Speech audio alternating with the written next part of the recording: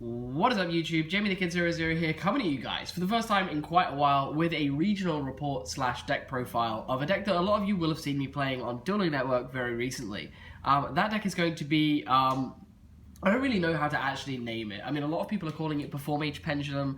It is kind of like the Pepe decks that we're seeing in the next format, but it's a lot worse because it doesn't have any of the ridiculous support like Wizard and Monkey Board and Joker the deck is going to get in the next set in Breakers of Shadow. But I still really liked the interaction of the Performage engine in this deck and the just ridiculous power of Pendulums and the ability to make Igknights to prominence. And I didn't own Majespecters. I now really think that the Majespecter version of this deck is a lot better. But I just wanted to actually play this deck at an event. I've been playing it on Dueling Network and it's been fairly consistent. I've been winning kind of like 8 out of 9 matches, so it's been really, really good. So I figured I'd play it, and it went alright. I actually went 4-1-1. It was only a 6-round regionals. It wasn't huge, but I mean, the ones in the UK rarely are very big. I mean, we're maximum 100 guys here, just because the player base isn't as good as in the US. But it's still a WCQ top, so I figured I'd bring you guys the profile. So let's get right into it. We're going to start off with the monsters. We're going to start off with actually the pendulum aspect, and then we'll move into the remainder of the monsters. So to start off, we played 3 copies of Luster Pendulum, the Draco Slayer. Luster Pendulum is phenomenal. The only thing I hate about this deck is you have no way to search it other than with Igknights, by which point you should usually already have one. This guy is absolutely obscene, considering his interaction with pretty much any other pendulum monster. The fact that you can just, at the very least, ping away an irrelevant pendulum monster in your hand into your extra deck just to give you extra food. But then if you've got a plush fire in hand and you play this guy, then you just get free summons from the deck and it just gets ridiculous. So the 3 Luster Pendulum, this is the reason why I wanted to play the deck. The interaction of Luster Pendulum and plush fire is just crazy. Moving through, I played 2 copies of Arc Fiend Eccentric as just kind of the main board MST. You kind of need to be playing at least 2 of this, if not 3, just because the ability to normal summon it to out certain monsters, like Thunder King was really important against me at one point, and there are other things, like you can get Vanity's Fiended and things like that, so having this to normal summon and tribute is good, but also having it to put in pendulum zones and kill opponents' back row is really good. Something I realized about this deck is you actually have the power to nuke kind of 2 to 3 of your opponent's back row if you have an alright hand. And then you can proceed to go off with your pendulum monsters, which is really, really cool. So the 2 Eccentric were really, really important. I just wish I had a way to recur them from my extra deck. And again, that's why another reason I like the Majespecter build, because the Majespecters have a pendulum scale that's a 2 and can summon this card, so it's ridiculous. I then played 3 copies of Vector Pendulum, the Drake Overlord. My ones didn't actually arrive in time for the event, but luckily, some friends were good enough to loan me some. I had to give 1 back on the day, and my other friend left too early to get these back from me. So for the moment, I have the other 2, but I actually don't own any Draco Overlords, which is really upsetting. But I'm waiting for mine to come in the post if they do actually arrive. So we'll see what happens. But this card was really good. I really liked it at 3 because I played Painful Decision, and he was just really, really good, even just as Draco Slayer fodder. So Vector Pendulum, and then for the Performage Pendulums, I played 2 copies of Mirror Conductor. I feel it's important to play 2, just because if you really want to stock up your extra deck really, really quickly, and the fact that you've got Luster Pendulum is just broken considering the pendulum mechanic and the way it works. So you really honestly want to have a way to put the Mirror Conductors into the extra deck.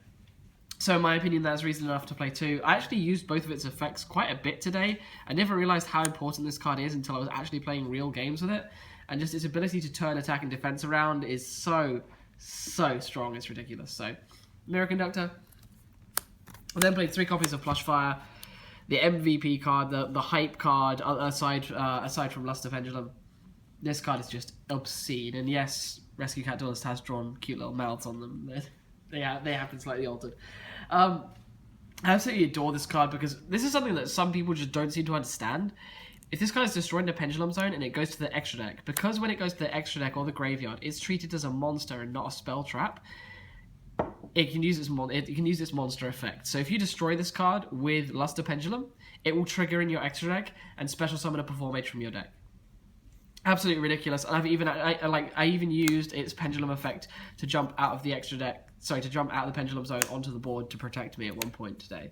It was just yesterday. It was so strong. I really love this card, and I'm looking forward to playing other decks with this engine because the Performage plus Fire Engine is just ridiculous. But that's all the Pendulum cards I played. It's quite a fair bit, but you honestly just spend your whole day recurring this card and not try. Like, I realized I joked and called this deck Operation Not Die, and that's really what it is. I spent a lot of the day basically just summoning this guy, like pendulum summoning a couple of these until I drew into like power cards to then push my pendulum advantage. I just summoned a couple of these so I just didn't die. Like, it was so good. That's the Pendulum monsters. For the rest of the Performage engine, we played 3 copies of Damage Juggler. It's your search engine. If you don't end a game with 3 of these banished, you've done something wrong, or your hand was obscenely good. Honestly, I don't remember the last game I finished where I didn't have 3 of these banished, and I made a Pendulum play. So, 3 Juggler, 2 Hat Tricker, and 1 Trick Clown. You want a bit of rank 4 recursion because a lot of your removal comes from your rank 4s. You have Castell, Direwolf, 101. Your OTK power is just so important, and I mean, you need to be able to make your, at the very least, you need to be able to make Trapeze Magician to make your Ignister Prominence attack twice. So, Performages, you need them in the deck. I then played a small Reptile engine, which I'm actually going to be altering after this video, but I really wanted to show you the deck that I actually played for the event, then I'll tell you the changes. I'll play double Gigabyte and double Mask Chameleon. The Mask Chameleons, I honestly rarely use them for their actual effect, but I use them because they're a searchable level 4 tuner that can be searched off of King of the Feralymphs. And if you haven't seen your Luster Pendulum yet, you can just Pendulum summon a bunch of guys from your extra deck, and then Pendulum summon this from your hand, and then just make a Luster, and then use Luster, make an Ignister, and then use Ignister to summon Luster from the deck, and your Luster is now online. One of the things I would change is I would cut one of the Mask Chameleons for this Performer Power Part Naga, and I'd also cut one other card for Lizardraw, because one of the biggest problems I had throughout the day was I could occasionally make rank 4s, but I couldn't actually get a Pendulum Scale on board. Like, if my opponent knocked one of my Pendulum Scales away, I'd often have like a rank 4 play in hand, but I couldn't, like, I could get back in the game if I could search a Pendulum Scale, and I must confess, I didn't realize Part Naga and Lizardraw were cards, so I really overlooked them for this deck. But in future, I'm definitely going to be cutting at least one Glass Chameleon, because you only never need one, and then I'm going to be cutting one other card to play Lizardraw as well, because you need access to Pendulum Scales really quite fast. Then for the rest of the monsters, I played double Gem Knight Garden because I played the Gem Knight engine. Onto the spells. The spells are 1 Foolish Burial. You basically just use this to rotor for a Performage. I just use this to send I forgot his name now. Damage Juggler all day. Like, it was just so important. Double Painful Decision. This was so actually. Funny story about these actually. Throughout the course of the regional, I never actually activated this card. I played 6 rounds, and I never used this card once. That's what was ridiculous. I came back to Rescue Cat Duelist flat afterwards, and we played a few test games, and I opened this every single game, and I actually saw like both, and they were occasionally dead. But at the regional, I never saw this card. It was ridiculous. Like, I really like this card. I think it's really good, but I never saw it at the regional. So that was a thing. Double Instant Fusion. I actually really want to cut this down to 1 because it's really not all that necessary. I might take this out for like the Lizardraw. It's really not all that necessary. It just makes you a free rank 4 that you usually just use to pop a card or use to make King of Feralymphs. But the main reason I want to cut this, and I know I really shouldn't because it's based on probability, is every time that I would open this card, I would open them both, and I only play 1 Norden, and I don't want to go up to 2 because there's no room in the extra deck. So it was so frustrating opening that double Instant Fusion that I just really want to go down to 1. So 2 Instant Fusion, 3 Upstarts to get us to our combo plays, our combo pieces, just really good. And then 3 copies of Brilliant Fusion to send. It's just another way to send our Performages to the graveyard so we can get more free searches. I just really like this card, but I might, if I need more space, I might cut this engine for something else, but I really like the consistency it brings to the deck. It was really strong throughout the day. Then the last spells I played were 3 copies of Wavering Eyes because this was obscene. I actually played against an Ignite player, and for the first time in my life, I used this card to resolve for 4 and added a new Wavering Eyes. And like, if you resolve this card for 4, you just do not lose the game. You cannot lose if you're playing a Pendulum Mirror and you resolve this for 4. And I will continue to main deck this in my Performage decks that I play. It's just an obscene card. And then I was degenerate and I played a Vanity's Emptiness, which did win me a few games. Like, you can just be really ignorant and just go like Vanity's Emptiness 101 and you just win. So I wanted to play the ignorant way because this deck's inconsistent, and if I can just win by playing 2 cards, then why the hell not?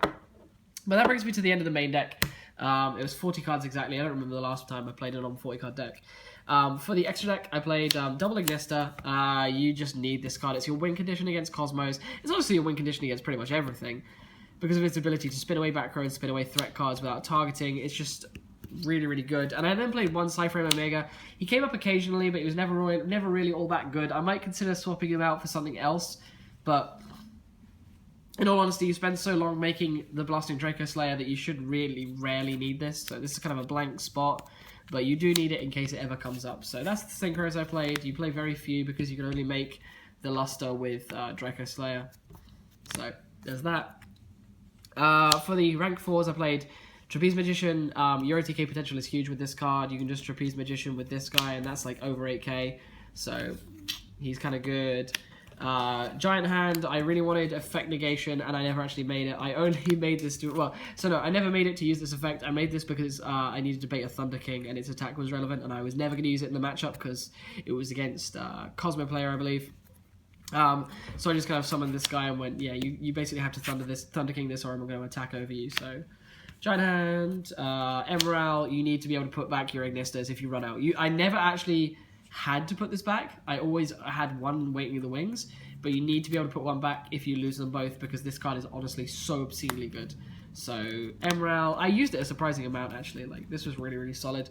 King of the Feral Imps, if I put in the Part Naga and the Lizard Draw, it's going to go to 2, but for the moment, 1 King was really good. It was all I needed. I usually make it turn 1, especially if I was going first to set up my hand. Abyss Dweller, really, really good against Kozmo. Really, really good against, like, I never actually saw them, but things like Yangzing and other threats like that. But it's never really necessary. Diamond Direwolf, he's actually really important. Like, I'm going to actually stop for a minute. The Diamond Direwolf was really, really important because of the fact that you need to out back row. And the fact that you can just make 2 level 4s on the board for free, especially if you've got, like, Luster Pendulum and... Oh, what's it called? Luster Pendulum and Plush Fire. You can just put 2 4s on board really, really, really easily, and then just make this and pop a back row and then continue with your plays. So the Direwolf was really, really good. I think it's honestly, aside from like this card and King of the Feral Imps, it was like my third most made card. So this was really, really good. Castell, again, in a similar vein to Direwolf, but you more use it for your face-up cards. The only loss I had today, I keep saying today, the only loss I had yesterday was to Anti-Spell Fragrance Burning Abyss, which was ridiculous, and I felt like I could have outed it. I put 2 4s on board to kill it, and then I got deck dev'd, so... Otherwise, I could have outed it. My hand was absolutely obscene. It had like a Draco Slayer and a Plush Fire and all sorts, and a Mirror Conductor, and I was just going to go off if I managed to clear that Anti-Spell Fragrance, but the deck dev sealed the deal. 101. I used this against Kozmo a fair bit, but otherwise, it was just in there for this kind of interaction and for outing certain cards without using my Castell or my Direwolf. Rebellion Xyz. I really wanted to test this card because it's like every time I build rank 4 deck, I always find myself needing an attacker because everything else is pretty good, but I needed like just an ignorant attack monster, and this was the card I was looking for, especially because of the fact that occasionally it's always going to be Kozmo that I talk about. There was one occasion where I made like Dweller and this, and my opponent had like a Slip Rider on board and a Dark Destroyer, and I made Dweller, and then I made Rebellion, and I was just like, right, take the attack off the Slip Rider, attack over your Destroyer with my Rebellion, and then attack your Slip Rider with my Dweller. Good game. So that was really cool. Magister Paladin. Just, I don't know if I actually made this card. I don't think I ever made this card. It should be really, really good for your consistency, but honestly, if you have 2 Pendulum monsters on the board, you're already where you want to be. So I don't think I ever made this card, and I don't know if I continue playing it because I don't think it was that relevant, so might honestly cut it, but we'll see what happens. And then I played 2 fusion monsters in the form of a Nodin and a Seraphinite because I need to keep those spell cards live, boys. I'll actually show you guys my side deck. I wasn't too pleased with it, but it did the job. Like, I needed to make it last night because I originally didn't think I was going to be able to play this deck, but I thought, hang on, I'll just build it and I'll take it to the regionals, and if people have stuff to loan me, I'll borrow it. If not, I'll like judge or something. But I managed to borrow the stuff, which is pretty awesome. So this is the side I came up with. It's 1 Chimera Tech, which is actually pretty cool because I played Cyber Dragons round 1, so I didn't even side in my own Cyber Dragons. I just made this by contacting his. So 1 Chimera Tech, 1 King Gorgon to redirect attacks away from Decrees, which I side in. redirect MSTs away, sorry. One number 104 Masquerade for any deck that played Performages, and if I played against Necros, I didn't feel like this was good enough to main, so I wanted to side it. Ptolemaeus and Diamond for Burning Abyss and other dark-related decks, but I never actually ended up being able to make this against Burning Abyss because I just got immediately locked out. But I actually sided 5 extra deck monsters and then sided 10 normal cards. I sided 3 copies of Cyber Dragon Dry, because I wanted to be able to out just machines, I wanted to be able to out Gigia, and I wanted to be able to out Kozmo Dark Destroyer, so the 3 dry. 2 Samurai Cavalry of Reptilia, because this card is really, really good against, it's so general, and that's why I really like it. The fact that you can Pendulum Summon it every turn and attack over certain threats is just so, so good. So there's the 2 Reptilia, and then the rest of it's pretty simple. There's just 2 MST and 3 Royal Decree. All really, really self-explanatory stuff. So yeah, guys, that's gonna bring me to about the end of this. Let me find some cards to at least put in the picture and see if I can make it a thumbnail. But I've honestly had a lot of fun with this deck. I really, really do like it, and I'm looking forward to the new support coming out in Breakers of Shadow. The deck is going to be absolutely obscene. And for the moment, I'm going to continue trying to redevelop it. But honestly, I think Majespecters is the vastly superior variant. But hey, there you go. Otherwise, that's about everything I wanted to run through on this video. I've been Jamie the Kid 00. As per usual, leave a like if you've enjoyed it. Subscribe if you want to see more videos like this. I'm going to be doing a lot of deck profiles going into the next format, hopefully. Comment down below if you've got any feedback about anything. And otherwise, share this with your friends if you think they'd enjoy. I've been Jamie the Kid 00, and I'll see you guys next time with some more Yu-Gi-Oh! Related content. Peace out. Bye-bye.